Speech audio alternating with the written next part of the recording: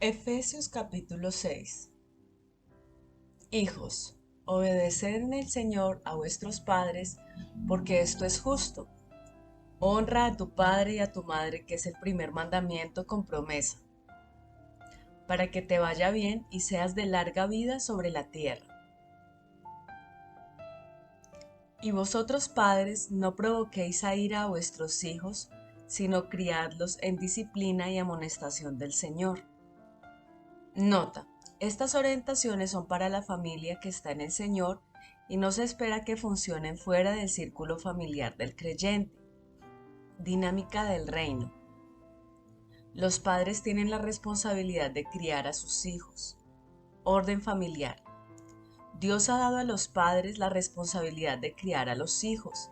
Esta no es la responsabilidad de los abuelos, de las escuelas, del Estado, de grupos juveniles, ni de los compañeros y amigos. Aun cuando cada uno de estos grupos pudiera ejercer influencia sobre los niños, en última instancia el deber y la responsabilidad descansan sobre los padres y particularmente sobre el padre a quien Dios ha designado cabeza de la familia a fin de que la dirija.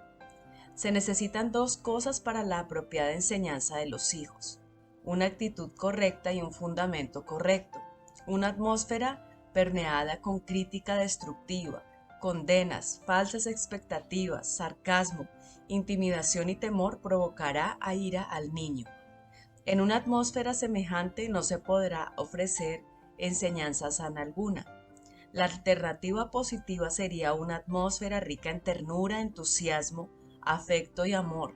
En una atmósfera así, los padres pueden edificar las vidas de sus hijos sobre el precioso fundamento del conocimiento de Dios.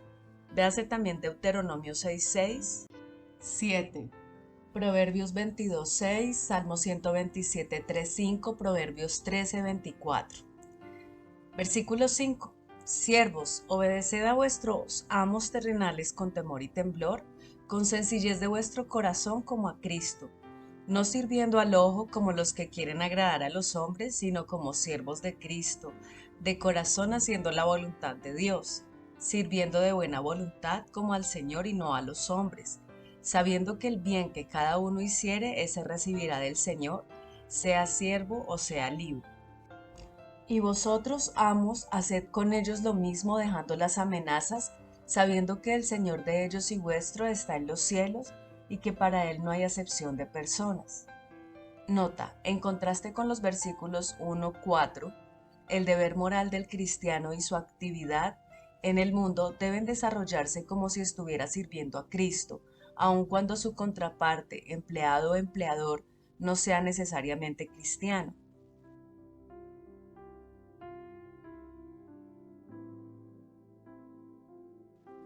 La armadura de Dios, versículo 10.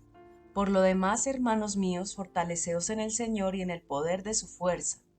Nota: por lo demás no implica en conclusión, sino en lo que se refiere a las demás cosas y retos de la vida. Versículo 11. Vestíos de toda la armadura de Dios para que podáis estar firmes contra las acechanzas del diablo.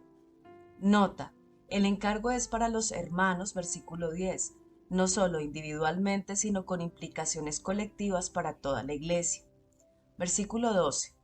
Porque no tenemos lucha contra sangre y carne, sino contra principados, contra potestades, contra los gobernadores de las tinieblas de este siglo, contra huestes espirituales de maldad en las regiones celestes. Nota: no contra sangre y carne. Una de las más grandes demandas de la Iglesia es saber distinguir entre la lucha espiritual y otras de tipo social, personal o político. De otra manera, creyentes individuales y grupos de creyentes son fácilmente arrastrados a entablar batalla contra adversarios humanos en lugar de luchar por medio de la oración contra las invisibles maniobras del infierno que están detrás de la escena. Regiones celestes. Recuerda referencias anteriores a: primero, los recursos espirituales a disposición de la Iglesia, 1:3. Segundo, la autoridad de Cristo sobre el mal, 1:21. Tercero, la Iglesia que es sentada junto a su Señor ascendido, 2:6. Cuarto, la voluntad del Padre de desplegar su sabiduría a través de la Iglesia, para confundir los poderes del mal. 3:10.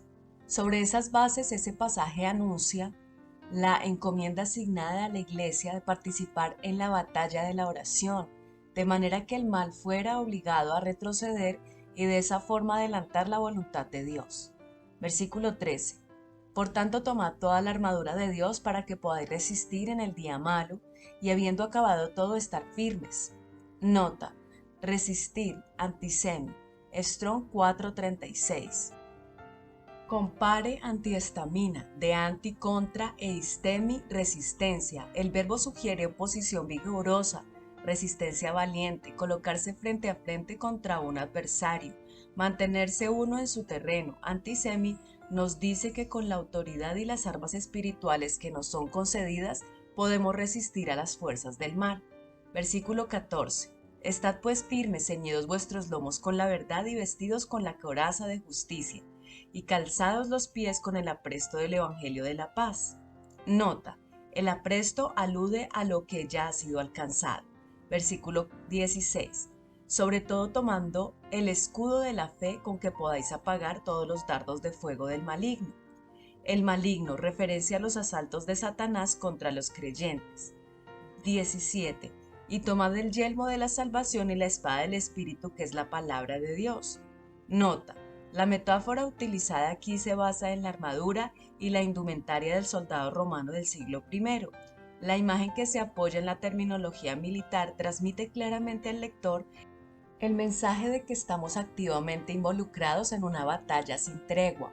Aunque algunos sugieren que hacer énfasis en la continua y agresiva lucha minimiza la victoria alcanzada en la cruz, ello es lo que mejor la confirma.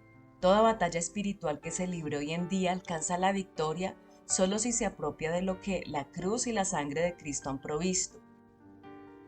Colosenses 2:15. Primero, la fe personal que se enfrenta al mal, y segundo, la enérgica batalla de la oración que asalta los bastiones del demonio, son dos facetas distintas y complementarias de la vida espiritual. Todo este pasaje le brinda apoyo adicional a esta perspectiva. Estar firmes, versículo 11. Significa asumir una actitud agresiva frente al contrincante. Luchar, versículo 12, equivale a involucrarse en un combate cuerpo a cuerpo.